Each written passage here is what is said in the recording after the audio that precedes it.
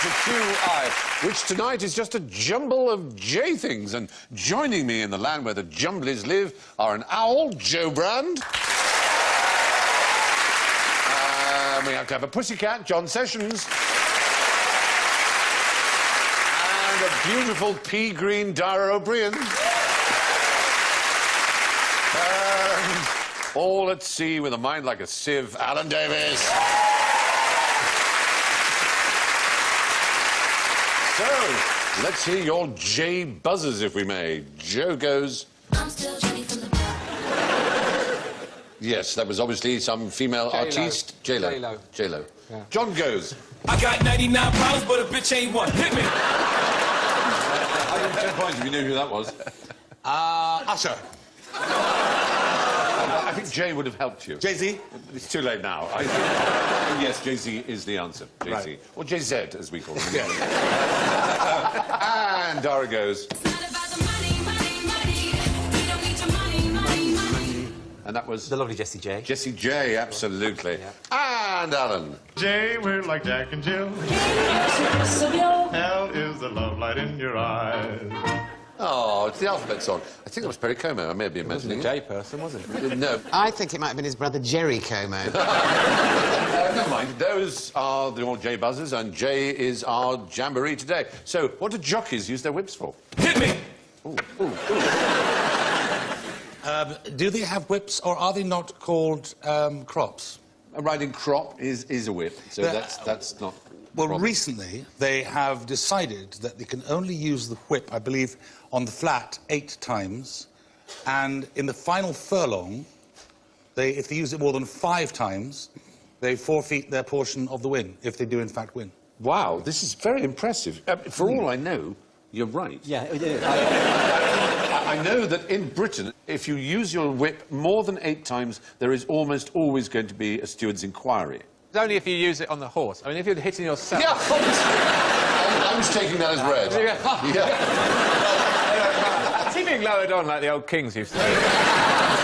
That is Frankie Dettori's signature leap from the saddle. You know he's wearing Arsenal colours there because he's an Arsenal fan. Oh, is that the reason? I made that up. No, of course it isn't. He wears the colours of his owner. There is, of course, the very famous American jockey, Robert Mapplethorpe, who decided... arse jockey. He's an arse jockey because he decided to put his whip up his arse. He did. And photograph it, the way we all do, I think. And it caused rather a stir in It American circles, to say the least. It's a variation on the photocopier thing, isn't it? Yeah, absolutely. Yeah. Again, so...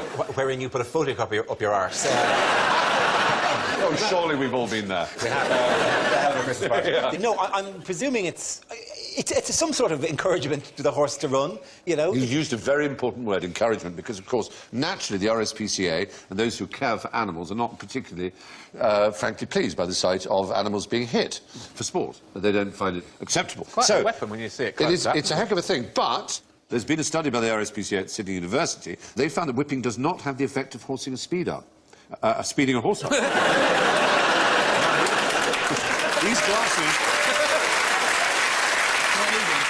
I don't know all street on you there, but when you horse your speed up, it does take... it's when you get your methamphetamine to mix heroin in with it. That will make you run. What have you done with Stephen Fry? All right, OK, let me start that again. They found that whipping does not, in fact, have the effect of speeding a horse up. The RSPCAA claims this settles the case against whipping. The study's been criticised by racing authorities. They say it's too small a cohort of testings, only 48 horses in 5 races, etc. According to jockeys, speed is not the main purpose of the whip. The main uses are safety of both horse and jockey, stopping the horse from veering, losing balance, backing off from a jump, or prompting it to change the length of its stride. They're never allowed to use it to coerce the horse. The other is precisely the word you used, encouragement, which obviously the animal lobby says, come on, that's just a euphemism for coercion. Yes, it'd be delightful if you could run just a tiny bit faster now.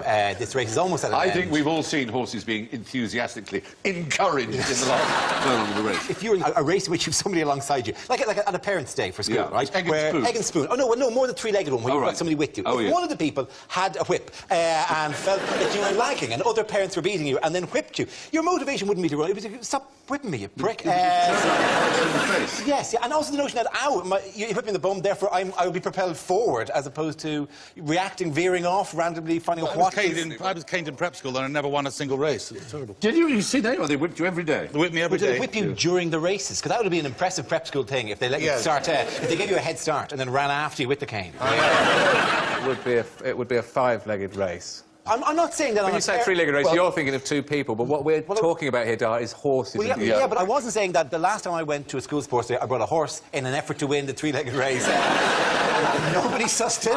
I would love to see that. Have you let my delightful wife, Juniper? What happened to the old carrot dangle in front of them? Ah, the carrot on the stick, you're absolutely right. Well, inflicting pain is not part of the intended method. The whip, currently used in British horse racing, has an energy-absorbing design, which means it does not cause pain if used correctly, supposedly.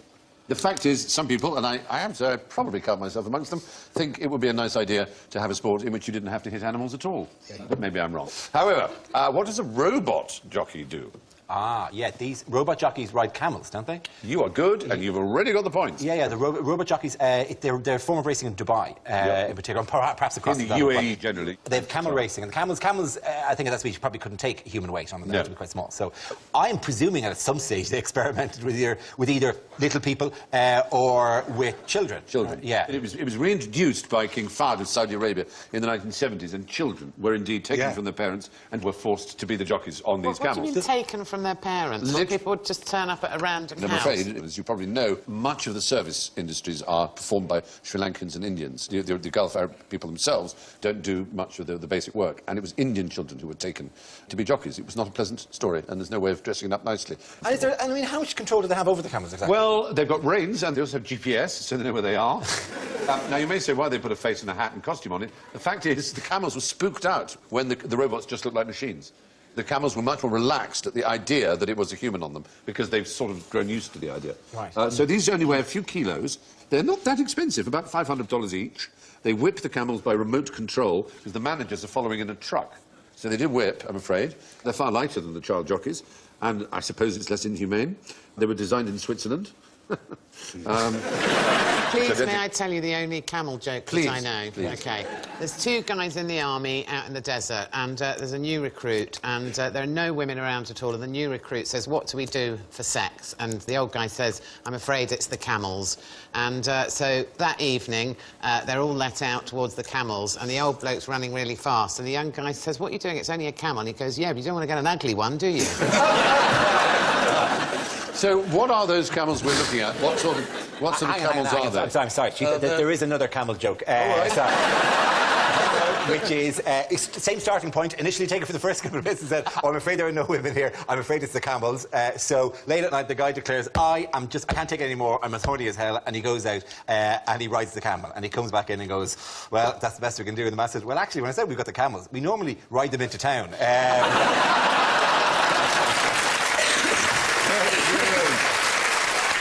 Anybody else got any camel jokes? No. Excellent, excellent. They are dromedaries, aren't they? Those are dromedaries, and how can you tell? Because they have two humps. No, because they have one hump. Oh. Oh, I thought they were sitting, the robots were sitting between the humps. It does look a bit like that, no. Bactrian camels with two humps are incredibly rare. Right. Well, especially in the wild. That's a Bactrian on the left. Yes, yes. You find them in Mongolia and in China. Right. And there are probably not much more than 1,000 left in the wild. And they used to have them at the zoo when I was a kid, because that's the sort I've been That's what on. we think of as a proper camel, a two-humped camel. In fact, it only had one hump, and then I sat on it, and it looked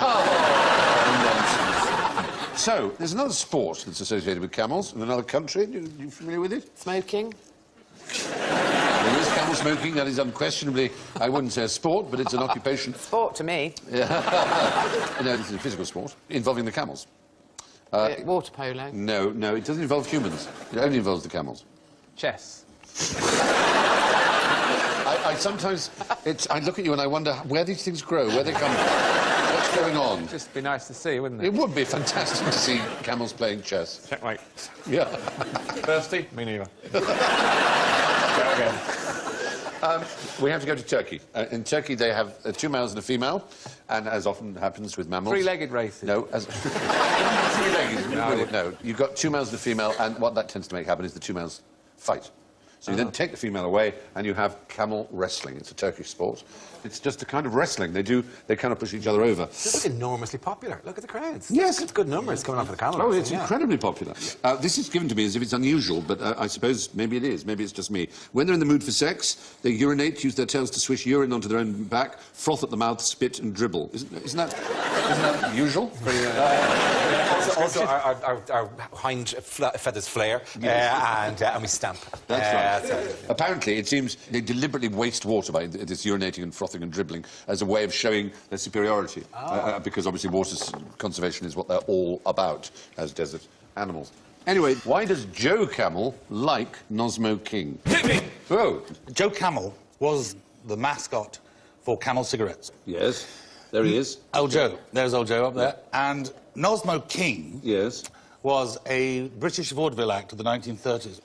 And I think, obviously Nosmo King is no smoking, but That's right. that's He, not saw two doors. One said Nosmo, one said King. And when they closed in the theatre, it said Nosmo King. But he wasn't tempted to come to Phi Rigsit or something else. Emerge, MC Exit. No, he wasn't any of those. It was in the 1920s that he, as you said, in the Toilet. 30s. He was Roy Alcircle. But you haven't actually answered my question, which is why would Joe Camel like Nosmo King?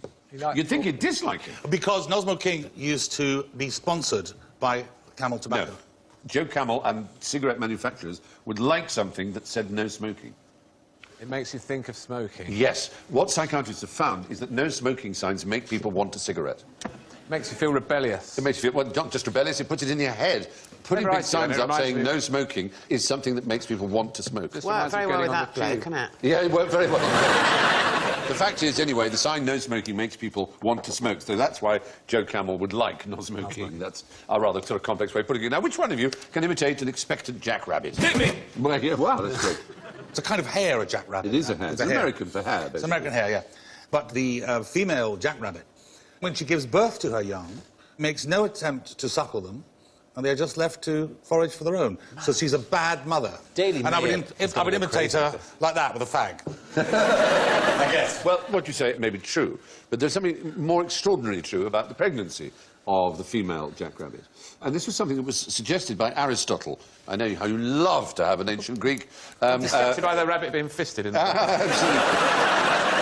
I don't know who did our little silhouette. It's not entirely successful. It's a good effort, and we thank them for it. But Aristotle suggested that hares could get pregnant when they were already pregnant, which in most mammals, I think, isn't that rather sweet? I think you'll agree, is a bit peculiar. Aristotle thought it, and he was scoffed by scientists until very, very recently it was discovered that he was absolutely right. It was discovered in Berlin. Cats do this. Cats, Male hare, cats. Cats do this. Yeah, cats. Because a cat can have.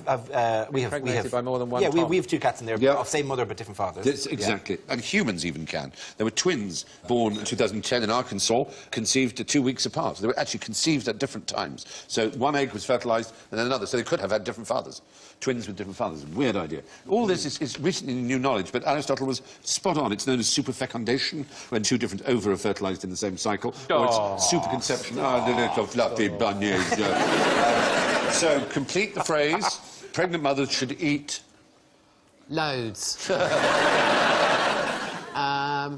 Burgers. The equivalent of 2 slices of bread extra per day, and no more is necessary. That's probably about right, and that's only in the third trimester, actually. The fact is, the idea that you should eat for 2, which you managed to avoid, is nonsense. A pregnant woman should eat no more than she normally eats. She might have changes in appetite. Did you have any particular dietary desires when you were pregnant? I gnawed my husband's leg occasionally. And that was unusual. Not as far as our marriage was No, concerned. that's what I mean. So did you have any peculiar appetites that were specifically related to pregnancy? No, I was very boring. I You- didn't you really. didn't- no, but so I mean, coal. they do say. Well, they say that you only want to eat coal if you're lacking vitamins, don't exactly, they? yeah. So no you were one obviously eats not coal lacking anymore. anything. My mother smoked my father's pipe. Could she not get her own pipe? Yeah, you... Poor father. It was her pregnancy that made her want to do it. Yeah, she just loved pipe tobacco. God, that's extraordinary. Yeah. There's no more beautiful image of motherhood than a pregnant woman smoking a pipe. That's It's the big essentials of nature. Yes. And a woman goes, It's quite... tapping it out on the table and then digging in and then tapping out on the dropping it. belly, though. In fact, when I got pregnant, my grandma said to me, "Oh, eating for 2, are we?" And I went, "Bog off! I'm not cutting down." Anyway, moving on. So, what have they done to the javelin to improve it? Hit me! Johnny, you've got to stop answering every No, question. sorry. I'm sorry to be a bore. No, you're not being a bore. It's fine. Yeah. I like enthusiasm. It's Okay. just like a little puppy shagging a sapling. Thank you. Alan, yes. Didn't they change the javelin because they were throwing it too far? Yes, Were that's they the point. In danger of hitting the long distance runners on the other side of the stage as they Basically, went past? yes. Basically, you don't want them to be able to throw it further than 100 metres. And what kept happening was that they just got better and better. And there was a particular technique called the Spanish technique, which involved spinning your body round like a discus thrower or a hammer thrower. And Miguel de la Cadro Salcedo threw a javelin 112 metres using this system. It was outlawed by the IAAF. If you spear one of the judges and he staggers backwards, he's taken into an ambulance and driven to hospital, the record's going to be about 5 Yeah, that was... I think you're right. And that was their problem. Their problem was simply safety, especially with the Spanish style of spinning, because if you went out of control, there was no net like with a hammer. You could spear anybody. So they banned the spinning business, the turning round. But then javelin makers used special paint and dimples to improve the aerodynamic nature. So again, they had to ban that. I was actually a javelin champion when I was at school. I was. But I slightly ruined my career because on the last sports day, I was in the toilets having a fag and I was using Swan Vestas and I blew it out and put it back in the box while it was still alight and it blew up in my hand. Ouch. And so I had to throw the javelin with my left hand and it went about 3 foot. They should make them throw underarm, that would be good. That would certainly make a difference. At the moment... At the moment, so all these things have been banned, all these dimples, all these special paints, but they're going to have to make the javelin worse again soon because the world record now, with the current javelin, is 98.48 metres. It's really close to the maximum. Is there a standard javelin that they would all use? It's not like they arrive at the in stadium. fact, they ought, presumably, to allow people to take... Everyone people to take one at random. everyone puts a javelin in and everything. Yeah, like a billy cue or something. But I will give you points if you can tell me, as far as the javelin is concerned, almost exactly a third of all javelin medals awarded since 1908 have gone to competitors from 3 countries. Finland. Finland, Keep going. Czechoslovakia, Poland. and the Bulgaria. United Kingdom. No, it's really weird. You should have stayed where you were with Finland, because the others, it was Norway and Sweden. Oh, really? Scandinavia is the answer. So it's just, for some reason, they seem to be very good at throwing sticks. There you are. Very good. So, now, which should you avoid going to bed with? A jactitator or a jactitator? The second one. Because it means someone that wiggles about a lot. Yes! What does it? Yeah, the official name for it is Willis-Ekbom disease, also known as restlessness or particularly restless leg syndrome. That's one meaning of jactitation. The other? Yes, the other is... Is speaking unpleasantly of somebody. No, nice that you're trying, and don't be put off. I still want to see that puppy shagging that sapling, but it's a very specific, I won't say crime exactly, it's a malfeasance, possibly. Yes. It's a wrongdoing that people do, and that is to maintain that you're married to someone when you aren't. That's right. You are so angry. If you're... Why are you angry? If a man says, oh, yes, she's my wife, we're married, she goes, no, we're not. You can go to court, and your remedy is a suit of jactitation of marriage, in which you ask the court to declare that you are not married to the person who is claiming that you are. Is the jactitation, is it the denying of the marriage, or is it the maintaining the marriage, you're still married when you're not? A jactitator is someone who claims to be married to you when they aren't. So ding dong darling, I'm home, you're not married to me. Yes. That is the bad guy is the ding dong darling, I'm home in this situation. Exactly. Stop doing this. I could actually take you to court because you never stop. Saying that we are married. But we're married in comedy, Alan. We're married in comedy. There you go again. Comedy and erotic love. Those two, surely. Hello. Do you know what the opposite is? Because my husband often says he's not married.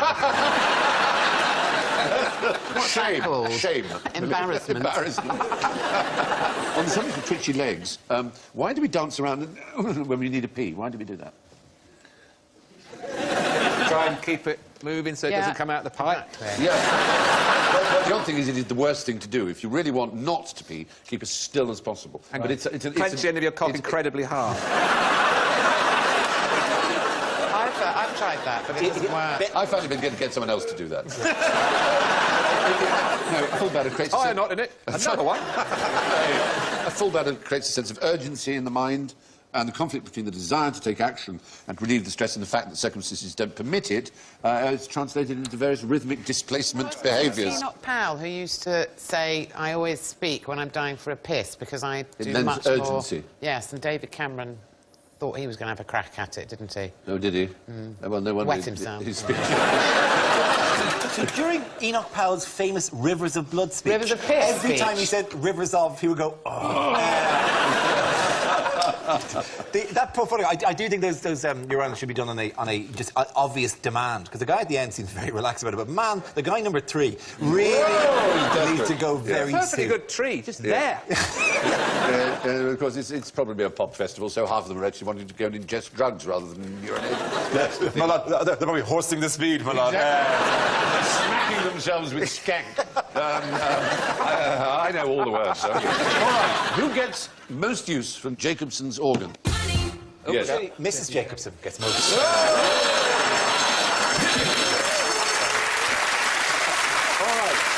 It's your turn now, Dave. Jacobson's organ enables particularly lions and deer to chemically detect the pheromones in creatures of the opposite sex, in lionesses or... Not just creatures of the sex, but also prey and predators. Prey and predators. Yeah. Yes, it's an organ. It's an organ, as you said, in snakes. It's not just lion, it's not just related to mammals, but it's a patch of specialised skin on the roof of the mouth. Many vertebrates have it, including humans. We have it. Oh, yes, we do.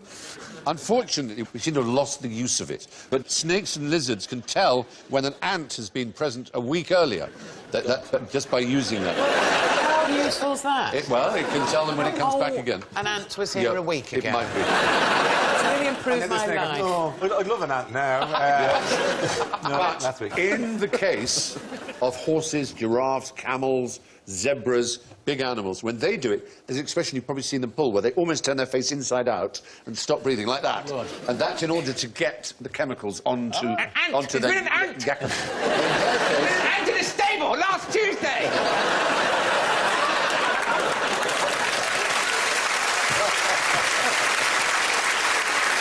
In their case, it's less likely to be an ant that there was a female or a male or a predator or a prey. Makes them look gorgeous. It's a funny old look, isn't it? The one in the middle's had its hair styled by someone from Girls Aloud. Had the GHDs on that. It's a rather fetching Emma Bunting look. I thought it was rather touching little bang. So, what could be as good as spending 8 hours sitting on the lavatory? Oh, very little. What could be as good as sitting 8 hours on the lavatory? With the seat up or down? Sitting with the seat down, I think, probably. That's Yeah. good. In terms of evacuating yourself. No, you're actually pooing for 8 hours. You're sitting on the lavatory for 8 hours. You're expending calories. Oh, yeah. Just by sitting on the... Oh, yeah, well, anytime, right now, this is not recommended in any of the books, but this, we are all losing We're weight burning calories. right now. Plus, of course, we're using our brains, or some of us are using our brains. What did you mean by that? The fact is, 8 hours of sitting on the lavatory uses the same calories as 1 hour of jogging. Good God. No. Yes! Right, I'm off. Truth. You don't have to be a lavatory. Pretend you're on the lavatory.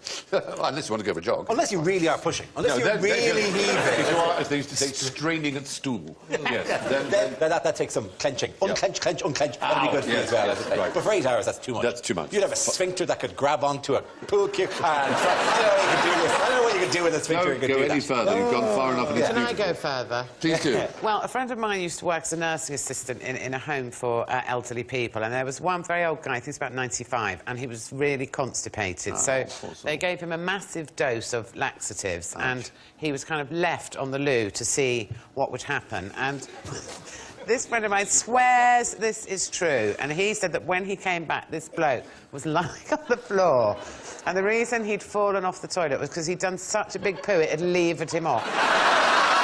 Oh, my God. It's a charming story, and I love it. You're not getting any cardiovascular work, though, are you? You're not doing. It's not Plenty more where aerobically that came efficient. from. No. There was a man who had a light bulb screwed up his arse, and this was mentioned to Alan Bennett. And Alan Bennett said, "What wattage?" Where did modern jogging as a mass movement begin? Jim Fixx in the 1960s, was it? No, you're right. He was the first American to make it popular, but there was actually... yes. Forrest Gump. No, and again, that is Jim Run, Fix. Forrest, run. That is Jim Fix, who was the man who popularised jogging in America, but who died of a heart attack while jogging. That fixed it for Jim. It fixed it. The man who actually gets the credit for starting is a man called Arthur Lydiard, who was a New Zealander in the early 60s. The police would see people running in tracksuits and they would stop them. I mean, it was just such an odd sight. It had never been seen before. Now we take it for granted. Suspicious activity. Especially in New Zealand, people jogging all over the place. It's a very outdoorsy place. But then, yes, they were constantly being arrested. Yeah. The father of utilitarianism. Who would you describe as the father of utilitarianism? Jeremy Bentham. Jeremy Bentham. He's yes. stuffed. He's stuffed. London University. They've taken him out of London University. University College, yes. removed him, haven't they? He's in a box. Nowadays, you have to make a special appointment to go Yeah, see because him, people kept stealing him. Yeah, they did. I did a debate as a student in London University, and I was walking around the corridors trying to get the thing ready in my head, and I just walked in. I saw this box in the middle of a corridor, and it's not like there's a big sign like going. And he's dressed. Body in a box, body in a box, body in a box. You just see this little cupboard, and you look in, and there's like. One of the most brilliant men of his age, of course. Jeremy Bentham and James Mill used their utilitarian hypotheses John Stewart. James Mill was John Stuart Mill's father. I see, right, yeah. And he and Bentham sort of bombarded poor John Stuart Mill as a child with facts. So by the age of 4, he could speak Greek and Latin. And in his teens, he had an appalling breakdown as a result of this forced knowledge feeding. And the only thing that brought him back to sanity was reading the poetry of Wordsworth and Coleridge, apparently. So like my own life. Yes. I thought it was only me.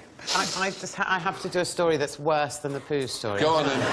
Well, it's to do with pranks at medical school. Oh, lovely. My flatmate, they had a girl in their group at medical school that was very annoying, so they decided to play a trick on her. So basically, they got a hand from the lab and put it on her pillow in the student digs. And then they all hid in the kitchen, and she came in from a night out, went into her room, and they expected that she would just open the door and go, well, like that, and then they would all go in there and point and laugh. And she went in there, and for ages there was just complete silence. And they thought, oh, dear God, what's going on? Please, God, no, not what I think. I hope you're...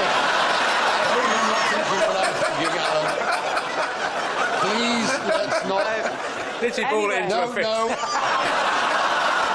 Don't. And then couldn't get it out. We're all thinking what must be the wrong thing. No, so they went into the room, and she was sitting on the bed eating it. Oh, that's even worse! No. Oh. I'm sorry to have to tell you, but that's absolutely true. Why was she eating it? She was I think hungry. It freaked, yeah. What was that? She was hungry. It's like, I'm hungry right now. I'm not eating your hand. Oh, Lord. Well, yeah. OK, how did we get there? Oh, yes. We were talking about jogging, weren't we? And we were talking about the stuffing of Jeremy Bentham. Anyway, he invented a kind of trotting jog that he called antiprandial circumgyration, which was his way... yeah, how annoying of him to be intelligent. Yeah, if only everybody were really it's not annoying stupid. of him to be intelligent, it's quite annoying of us to be a bit thick. Oh, no, then, but don't be. Celebrate the glory of Jeremy Bentham. He was one of our greatest men. However, jogging is apparently very good for the memory. It does seem that a few days of running can lead to the growth of hundreds of thousands of new brain cells in the memory-forming part of the I'm brain. getting off the toilet and going back Yes, to so jogging. in that part, you can also reproduce that by lying on a mechanised table that shakes the body several times a second. And that will also increase your memory. What are those things? Those things you stand on that vibrate really quickly. The Oh, those plates. Oh, yes, those are the fun. plates. Yeah. I guess it. I think it's like Bruce Forsyth. It's the Forsythificator. Let's face it, not to see you. An evening here without Bruce Forsyth or Ken Dodd. Oh, you've got a good Ken Dodd story, haven't you? Oh, gosh. Tell me your Ken Dodd story. A broadcaster of some description went to interview a politician, British politician, and he saw this wonderful picture, as he perceived, of Ken Dodd. On the wall, and the politician came in, and the guy said, "Oh, that's wonderful, Ken Dodd. I mean, he's just one of the greatest comedians this country has ever produced." And the man said, "Do you mind? That's my wife." I want to know who the politician I wonder. I do. His wife looks like Ken Dodd. It's true. My wife. Aunt Doddy, as I call her. What a fine day. What a fine day to marry a politician. I'm telling you. And in came the children. The little dizzy man. Oh, my God. Anyway, 8 hours on the loo burn as many calories as an hour's jogging. So, what does a cockroach find absolutely disgusting? Jeremy Kyle. You Yes, yes, is the right answer. Because Jeremy Kyle, almost, but he does count, is a human being. Right? We don't like cockroaches, and cockroaches don't like us. If they see us, they not only run away as soon as possible, they wash themselves after they've been touched by us. They find us revolting. Can I used to live in a flat when I was a student nurse, Right. and it was absolutely inundated with cockroaches. And one night I came home from the pub, and I'd left the telly on, and there were 2 cockroaches sitting on the settee watching telly. Like looking at the telly, kind of doing... Is it a documentary about insects? It was Jeremy Kyle. So they like Jeremy Kyle, you're telling me? Well, there were people, They don't like whatever they were people. watching. They really don't like people. But also, as well, I was once painting the ceiling in the flat as well, and a cockroach actually fell in my mouth. Oh! The thing is, cockroaches are everywhere, aren't they? I mean, in hospitals, particularly anywhere where there's sort of... I once went into a hospital kitchen at night and turned the light on, and for a split second, the entire floor was brown. Yeah, I know, then that's it was white. it's So just astonishing. And then they disappear. And they sort of don't do that much damage, and yet they do repulse us. And the point is, we repulse them, hence they disappeared so quickly. But there is something that they must hate even more. And this is a real test for anybody who has sung all things bright and beautiful. The good Lord made them all, because he also made some things that are not very bright and beautiful, and one of the least bright and beautiful things imaginable, which is parasitic wasp, that has the most extraordinary life cycle. They're called jewel wasps, because they're faintly kind of jewel-coloured. They go up to the cockroach. They then impart a sting into its brain, which turns it into a sort of zombie. It doesn't kill it, but it kind of makes it just like... And they then saw off one of its antennae and uses the other one as a lead, literally, and pulls it to its nest. There, it's leading it. It's now pulling it. As you see, it's much smaller than the cockroach. Good God. This poor cockroach, I'm afraid, is going to have a pretty miserable time. He then gets packed into the nest, and then he lays eggs inside. And the baby wasp is born in and eats the cockroach alive from the inside, in a very special order to keep the cockroach alive, because cockroach meat goes off very quickly and it's very warm. And that is the life cycle of the jewel wasp. Now, you ask me that there's a benign, divine God who looks down on creation and loves it all. You just ask him how the hell he came up with something so cruel, so unpleasant, so vile. Only evolution could cause that kind of horrible, horrible life cycle for the cockroach. I mean, it's a pretty grim business. So there you go. I thought I'd leave you with that charming thought. Yes. If only you could do that with Piers Morgan. Yes, oh.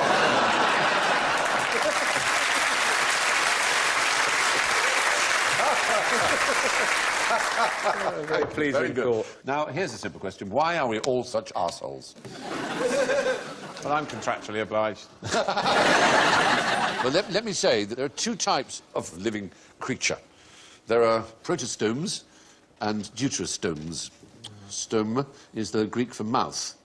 Now, if you're a protostome, when you're just developing as an egg and dividing and turning into what will become a lovely little person, protostomes start at the mouth and then grow outwards.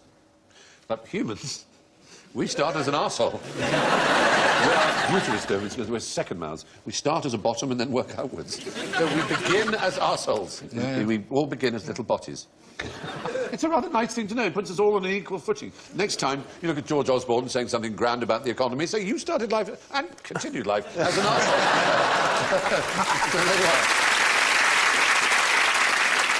Now, this is very exciting because we have a very special finale tonight. Tonight, entirely alone, without the aid of a safety net, I am going to do something that has never been done by any human being since the beginning of time. Yes. Right. And all I need is this. A simple pack of cards? No. All I need is, indeed, a simple pack of cards. What I'm going to do is shuffle them. I'm going to shuffle this pack, OK? Now, there are different ways of shuffling. As you know, there's the overhand shuffle. Shut up. Like that. There is your standard riffle, which just riffle, put cards together. Everyone can do that. Wait. I haven't come to it yet. And then there's the weave, which is rather more pleasing. Some people can do a weave that's so accurate, they actually go A, B, B, A, B, A, B, A, B, like that. And there, that gives you a nice little fan like so. Oh, so it's a beautiful thing. And now I have produced a pack of cards. And that pack of cards, ladies and gentlemen, believe it or not, has never before in the history of our planet been in that order. It's never been in that order before. How can we know that? Yes. It's a simple mathematical fact. The order of cards is a gigantic number. It's a number which is known by mathematicians as shriek. You write it as 52 exclamation mark, you'll know this. 52 factorial. It's 52 factorial, which is 52 times 51 times 50 times 49 times 48. These are all the possibilities in which a pack of cards can be. Just 52 of them. And that number is big. It's this big. Look how big this number is.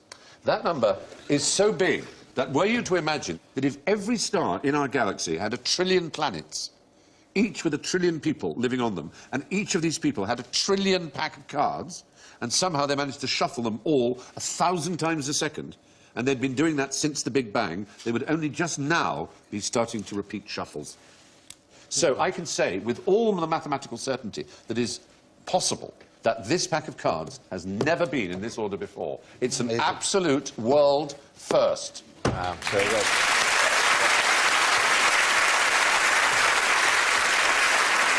I know that seems amazing, but that number, it tells it all. It is astonishing. And I have done something, as I say, that has never been done by any human being before. I've produced this pack of cards in this order. And for that, I'm going to award myself some points. So there. Anyway, that comes to the scores, I think. I will go in reverse order from, well, from last to first. It's actually marvellous. We don't have a single minus number. We don't even have a 0. Everybody's on a plus. We have equal Dara, Joe and Alan with 1 point.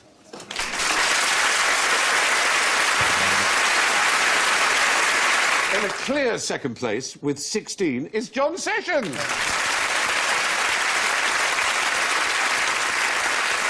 But the clear winner with 52 shriek, 52 times 51, that number you saw, is me.